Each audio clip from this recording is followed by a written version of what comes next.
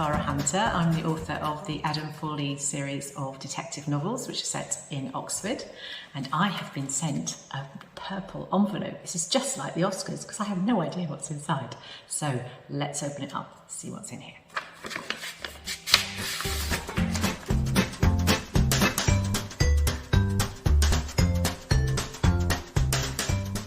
So the first question is from Matthew, and he says, "Are you a plotter or do you write by the seat of your pants?" And this is a very good question, Matthew, because I'm absolutely a plotter. I have huge synopses before I ever start writing anything. And I do have very good writer friends who start with a blank screen and just go, but I have no idea how you do that, especially with crime. But yes, the answer to your question is I'm a plotter.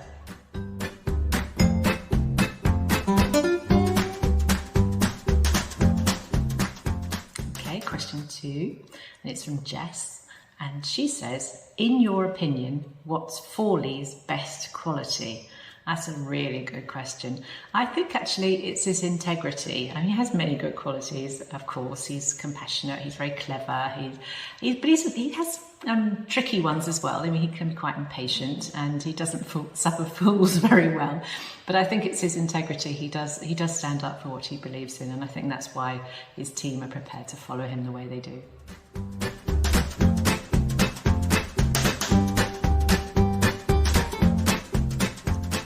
Question 3, Matthew.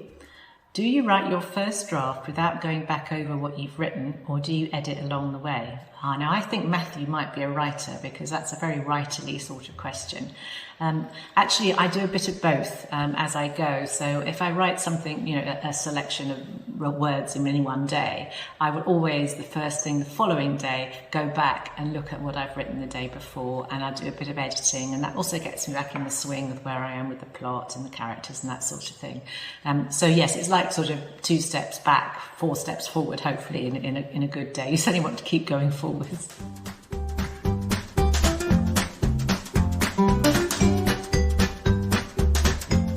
Okay, and this is question 4, and it's from Jill, and she says, what's been your biggest light bulb moment when writing?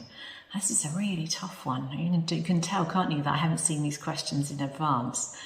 I think it might have been when I realised that the first book, Close to Home, which started as a story driven by the plot, driven by the disappearance of Daisy, and I sort of suddenly realised that I had a character in Adam that could actually take on a whole series and be strong enough to hold a whole series. And he certainly wasn't conceived that way at the beginning. He was the necessary policeman, if you like, a part of the plot, but certainly I never envisaged that he would actually end up carrying the whole series. So yeah, I think that's the biggest light bulb moment.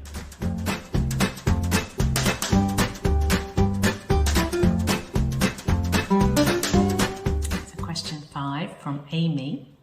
Have you ever come up with an alternative ending to one of your books after it's been published and thought, I wish I'd thought of that when I was writing it? I think this might be another budding author question. The answer is technically no to the exact wording of this question, and I've not found a different ending after I've published it. But I have written a fairly full version of a book and then ended up changing the ending. And that actually did happen with Close to Home. After I showed the first draft to my he wasn't at the time, but my now police advisor, because I'd made some assumptions about how the police would deal with the original ending. And in fact, I was wrong. He told me that they would have done something different. So I had to make some fairly hefty changes to the ending as a result. But I was glad of his advice. I think it's a better ending as a result.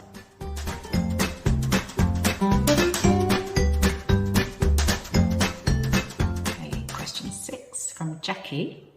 Do you think writing crime fiction affects your expectations of humanity? Oh gosh, that's a good question.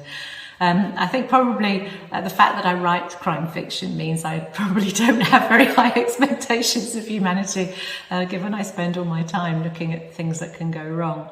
But seriously, I think it can also enhance your compassion in some ways, because the sort of books I write are about people ordinary people in ordinary positions in life, no one special, but they've been put into extraordinary and impossible situations, many of them thinking about the family in No Way Out, for example.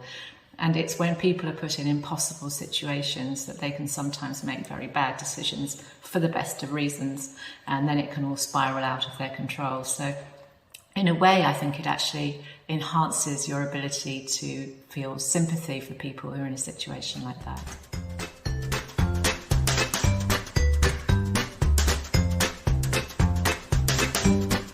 Question number 7 from Matthew. And he says, have you ever considered doing a spin-off series with one of the other detective characters in your stories? That's quite a funny answer, this one, because I've named quite a lot of my minor characters after my friends. I never make them into either murderers or victims, but they are often used for witnesses or whatever other minor characters. But 2 of them are actually minor police officers as well. And so far, I've had quite a lot of pressure from both of them to actually create a spin-off series for them. So if you ever see a Cara Hunter book in the future, which is starring either PC Andy Welch or Sergeant Ian Barnettson, you'll know that they've actually got me into an arm wrestle and I lost.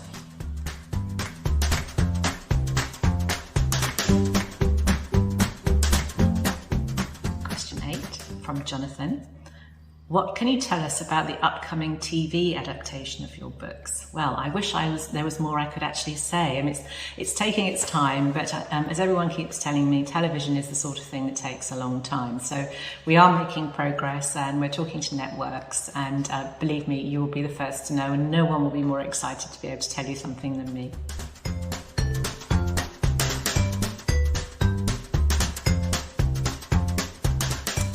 Finally, question 9 from Emily, and she says, what's next for Adam Fawley? Well, that's a good way to end this interview, isn't it? Well, the short answer is the next book, which is book 6, and it's called Hope to Die, and that's coming out next summer, so summer 22. And after that, as you may possibly have picked up in the sort of book press, I'm actually going to be doing a standalone, which is really exciting for me, but it doesn't mean there'll be no more Fawleys. 2 more Fawleys have been commissioned as well, so Adam's going to take a wee bit of a break after book 6, but he's definitely going to be back, so watch this space.